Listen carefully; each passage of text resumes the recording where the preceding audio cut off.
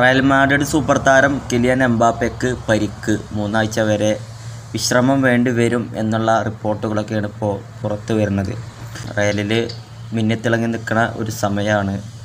മിന്നിത്തിളങ്ങാൻ means അദ്ദേഹം അന്ന് ഉടനെ തന്നെ ഒരു ട്രോഫിയൊക്കെ നേടി, സൂപ്പർ കപ്പ് നേടി വരവറിയിച്ചിട്ട് ഇപ്പോൾ അദ്ദേഹം മാത്രമല്ല, റയൽ മാഡ്രിഡിൻ്റെ മുന്നേറ്റ നിര എന്ന് പറയുമ്പോൾ നമുക്കറിയാലോ, വിനീഷ്യസ്, എംബാപ്പെ, റോഡ്രിഗോ. ആൾറെഡി അവിടെ ബെല്ലിംഗ്ഹാം, വിനീഷ്യസ്, റോഡ്രിഗോ പോലുള്ള താരങ്ങൾ അവിടെ ഉണ്ട്. അതിക്കാണ് എംബാപ്പേൻ്റെ വരവ്.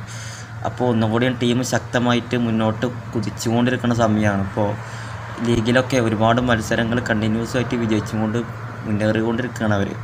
അപ്പോൾ എംബാപ്പേൻ്റെ പരിക്ക് അത്ര ഗൗരവമുള്ളതല്ല എങ്കിലും 3 ആഴ്ച വരെ വിശ്രമം വേണ്ടിവരും എന്നുള്ള റിപ്പോർട്ടുകളൊക്കെയാണ് ഇപ്പോൾ നിലവിൽ പുറത്ത് വരുന്നത്.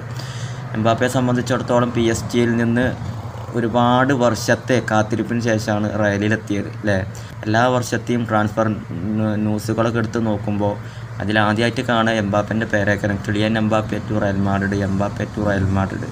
അങ്ങനെ ആ ഒരു ന്യൂസ് കണ്ടിന്യൂസ് ആയിട്ട് സ്പ്രെഡായിക്കൊണ്ടിരിക്കും.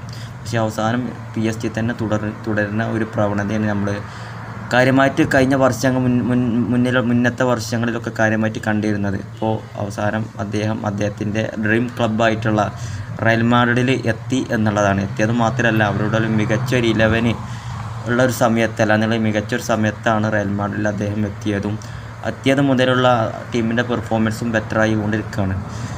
ഇപ്പോൾ നിലവിൽ അദ്ദേഹത്തിൻ്റെ മത്സരങ്ങളുടെ ലിസ്റ്റ് എടുത്ത് ഗോളുകളുടെ ശരാശരിയൊക്കെ നോക്കുമ്പോൾ അദ്ദേഹം കൂടുതലായിട്ട് സ്കോർ ചെയ്തിട്ടുള്ളത് പെനാൽറ്റിയിലാണ് എന്നുള്ളതൊക്കെ ശരി തന്നെയാണ്. എങ്കിലും അദ്ദേഹം ടീമിൽ എത്തിയ മുതലുള്ള ടീമിൻ്റെ ഒരു പ്രവണത ഒന്നുകൂടി ബെറ്റർ ആയിട്ടുണ്ട് എന്നൊരു ഫീലിംഗ് ഉണ്ട്. കാരണം ആൾറെഡി ടീം സെറ്റാണ്. അവിടെ മുന്നേറ്റ നിര വിനീഷ്യസ്, ബെല്ലിംഗ്ഹാം, റോഡ്രിഗോ പോലുള്ള താരങ്ങളൊക്കെ സെറ്റാണ്. അതുപോലെ നമ്മളെ ബ്രസീലിൻ്റെ സൂപ്പർ താരം എൻട്രിക്ക് ഉണ്ട്.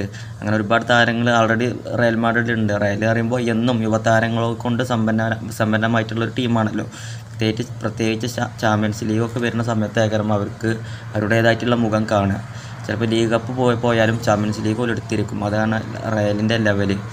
അപ്പോൾ ചാമ്പ്യൻസ് ലീഗ് എന്നുള്ള ലക്ഷ്യം കൊണ്ട്, ഒരു പ്രത്യേക ലക്ഷ്യം കൊണ്ടൊക്കെ എംബാപ്പെ റയൽ മാഡ്രിഡിൽ എത്തിയിട്ടുണ്ടാകും എന്നുള്ളതൊക്കെ നമുക്ക് മനസ്സിലാക്കാം. കാരണം PSG-യിൽ ഒരുപാട് ശ്രമിച്ചു. എംബാപ്പെ ഉൾപ്പെടെ നെയ്മർ, മെസ്സി അവരൊക്കെ കൂട്ടുപിടിച്ചുകൊണ്ട് ഒരുപാട് ശ്രമിച്ചു. അത്രയും ലോകോത്തര 11 ഉണ്ടായിട്ടുള്ള PSG-യിൽ Messi, Neymar, Mbappe, Achraf Hakimi, Ramos, Navas, അതുപോലെ ഓരോ പൊസിഷനിലും ബെറ്ററായിട്ടുള്ള നമ്മളൊക്കെ അത്ഭുതപ്പെട്ടിരുന്നൊരു 11 ആയിരുന്നു PSG-യുടേത്. എന്നിട്ടും അവർക്ക് ചാമ്പ്യൻസ് ലീഗിനൊന്നും കാണിക്കാൻ കഴിയാത്തൊരവസ്ഥയാണ് അന്നുണ്ടായത്.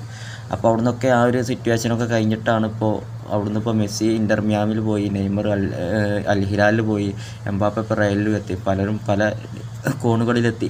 ഇപ്പോൾ റയലിൽ ഏറ്റവും ബെറ്ററായിട്ടുള്ള ചാമ്പ്യൻസ് ലീഗ് നേടാൻ ഏറ്റവും ബെറ്ററായിട്ടുള്ള ക്ലബ്ബിൽ തന്നെയാണ് അദ്ദേഹം വന്ന് പെട്ടിട്ടുള്ളത്. ഇനി ചാമ്പ്യൻസ് ലീഗ് എന്നുള്ള സ്വപ്നം അദ്ദേഹത്തിന് പൂർത്തീകരിക്കാൻ ഏറ്റവും മികച്ചൊരു വഴിയാണ് റയൽ മാഡ്രിഡ്. അപ്പോൾ ഏതായാലും 2-3 ആഴ്ച വരെ റെസ്റ്റ് വേണ്ടി വരും എന്നാണ് അദ്ദേഹത്തിൻ്റെ റീസെൻ്റിൽ വന്നിട്ടുള്ള റിപ്പോർട്ടുകളൊക്കെ പറയുന്നത്.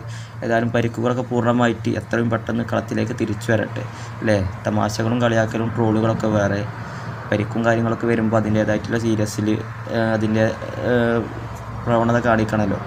ഏതായാലും പെട്ടെന്ന് തിരിച്ചു വരട്ടെ എന്ന് ആഗ്രഹിക്കുകയാണ്.